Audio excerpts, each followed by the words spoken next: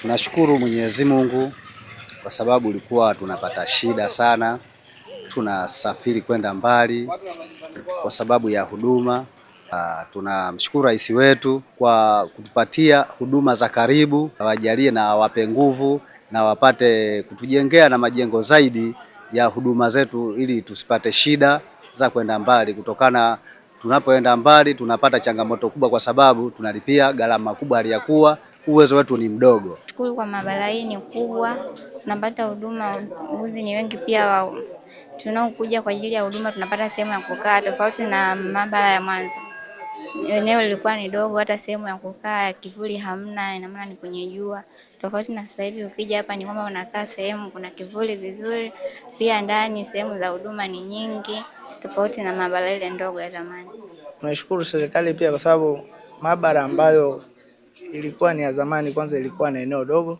Tunashukuru serikali pia kwa sababu eneo ambalo tupo sasa hivi ni kubwa na huduma zinaendelea. Mabati haya unayoyaona, ndugu kiongozi wa mbio za Mwenge kitaifa, madirisha haya ya vioo kwenye majengo yote, marumaru zote unazoziona hazikuwepo kabla ya Daktari Samia Suluhu Hassan kuingia madarakani.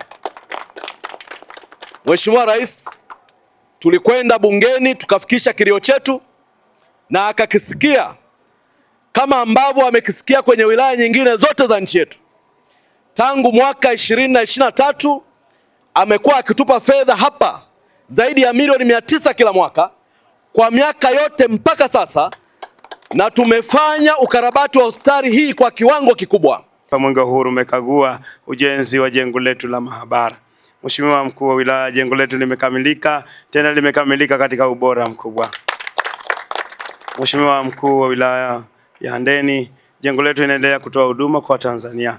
Awali ya yote nimshukuru sana Mheshimiwa Rais Daktari Samia Suluhu Hassan, Rais wa Jamhuri ya Muungano wa Tanzania, kwa namna ambavyo anaendelea kuboresha sekta ya afya hapa nchini. Kama alivyosema Mheshimiwa Naibu Waziri hapa, tumemsikia wote. Mheshimiwa Rais anaboresha sekta ya afya kila kona, na hapa tukiangazia hilo sekta ya afya kwa wilaya yetu ya Handeni ni kila kona amefika, amewafikishia wananchi, na lengo lake ni kuona wananchi wa Handeni wote wanapata huduma za afya katika maeneo yao ya karibu.